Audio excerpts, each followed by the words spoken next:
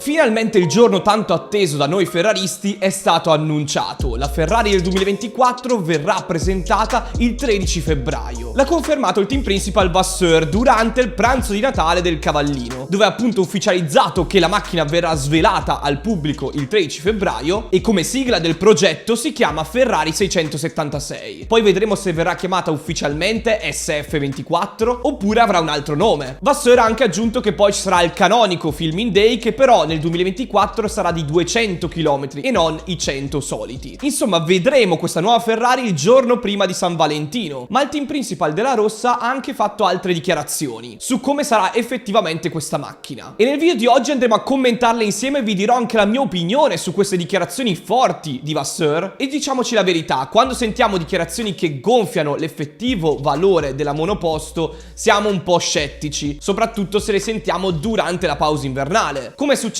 nel 2023 dopo la presentazione della Ferrari prima dei test in Bahrain, quando l'amministratore delegato Benedetto Vigna disse: questa monoposto non avrà precedenti in termini di velocità, riferendosi alla SF23. Adesso ci ridiamo su, ma poi sappiamo com'è andata. Quindi fate attenzione a ogni parola che viene detta, dategli il peso giusto, e nel video di oggi vi dirò la mia su quello che ha detto Vasseur, andiamo a vedere come sta procedendo lo sviluppo in Ferrari e a fine video vi dirò anche una cosa molto importante sulla presentazione. Prima di continuare vi ricordo di lasciare un like, di iscrivervi e attivare le notifiche per non perdervi nessun video che esce qui sul canale. Ogni settimana escono nuovi video a tema automotive e Formula 1 e non volete perderveli, per questo vi consiglio di attivare le notifiche. In questo modo non dovete neanche cercare i video, vi arriva direttamente la notifica quando ne pubblico uno nuovo. Insomma, più comodo di così. Io sono Rastro e mi trovate anche su Instagram e ora iniziamo subito con questo video, ma prima sigla.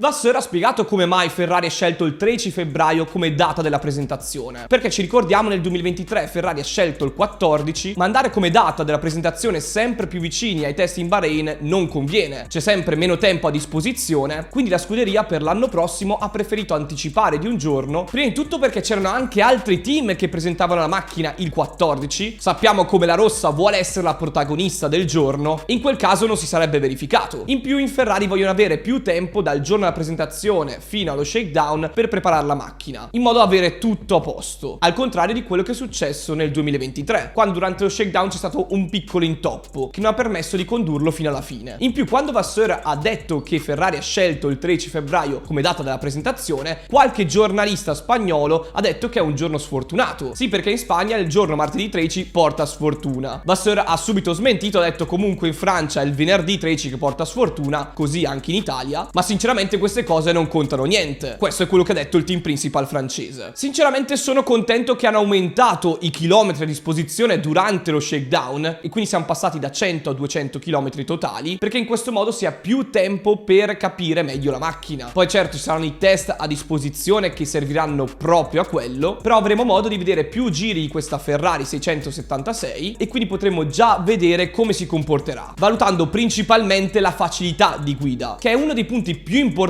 di una monoposto, prima dell'aerodinamica, prima dell'affidabilità, e che si può subito notare dai primi giri di shakedown. Il resto conta poco o nulla, perché la monoposto non viene spinta al limite, ma ci tengo a ripetere che i test in Bahrain saranno molto più fedeli per mostrarci il reale valore di questa monoposto. Ma in molti di voi si chiederanno a cosa serve lo shakedown? Lo shakedown, che viene fatto dopo la presentazione di ogni monoposto, serve per mostrare gli sponsor del team, fare le consuete riprese che vengono poi utilizzate durante l'anno per le varie pubblicità e anche per le campagne di marketing, e in più serve anche al team per raccogliere i primi dati sulla monoposto e per quindi non partire proprio da zero dei test in Bahrain. Già i test pubblici sono diminuiti negli anni e sono davvero pochi. Se dovessimo togliere anche lo shakedown sarebbe quasi correre alla cieca nelle prime gare di stagione. E ci ricordiamo, solamente un anno fa Vasseur prese in mano la scuderia di Maranello, sostituendo Binotto e dicendo chiaramente che la vettura del 2023 non sarebbe stata la sua, era quella che aveva sviluppato il team di Binotto. 2018 con la sua direzione. E le cose che aveva messo in chiaro fin da subito erano due: di dare una direzione nuova nella gestione dei piloti, che secondo me è migliorata, e il secondo punto era trovare nuovi ingegneri che avrebbero lavorato a Maranello, e anche su questo punto ha lavorato molto nel corso del 2023 e stanno arrivando nuovi ingegneri a Maranello provenienti da Red Bull e Mercedes che saranno molto utili negli anni futuri. E proprio durante il pranzo di Natale di Ferrari, Vasseur ha fatto anche altre dichiarazioni. C'è molta fiducia per la stagione 2024 e Vasseur ha detto che la Ferrari del 2024 avrà il 95% delle parti nuove, ma non sarà una rivoluzione rispetto al 2023. Cosa significa nel dettaglio? Beh, significa che la nuova Ferrari sicuramente avrà un disegno aerodinamico diverso, un telaio che sarà rivisto soprattutto nella parte posteriore, come abbiamo detto più volte, e ricordatevi che una macchina, per evolvere dal punto di vista aerodinamico, deve cambiare inevitabilmente anche all'interno. Per questo le nuove parti saranno sicuramente sensibilmente ridotte nelle dimensioni. Penso alle parti di meccanica della sospensione posteriore, a partire dai radiatori, dall'intercooler, che saranno anche spostati di posizione. Questo per cercare di avere il miglior disegno aerodinamico che permetta di sfruttare al massimo il diffusore e il fondo, che sono le due componenti che generano più carico aerodinamico nelle vetture a effetto suolo. Quindi sarà fondamentale per Vasseur e Ferrari non togliere i punti di forza della Ferrari del 2023, mantenere un'ottima velocità sul rettilineo, il poco drag e, come abbiamo detto più volte, anche la forza in frenata e nelle curve strette. Per questo lui dice che non sarà una rivoluzione, si cercheranno di mantenere questi punti di forza. Ma detto questo, c'è un punto fondamentale: che bisogna aumentare il carico aerodinamico, che è stato il vero punto debole della Ferrari 2023. Tra l'altro Vasseur ha anche commentato la situazione contratto dei piloti. Sono in ritardo con i tempi a Maranello, ma verranno confermati sia Leclerc che Sainz prima dell'inizio della stagione 2024. Non si sa ancora quando, però Vasseur, nonostante il ritardo, è sembrato sicuro di sé. La trattativa sembra quasi essere conclusa. Ha detto che ormai è da 20 anni che sente Hamilton e quindi tutti i rumors che ci sono stati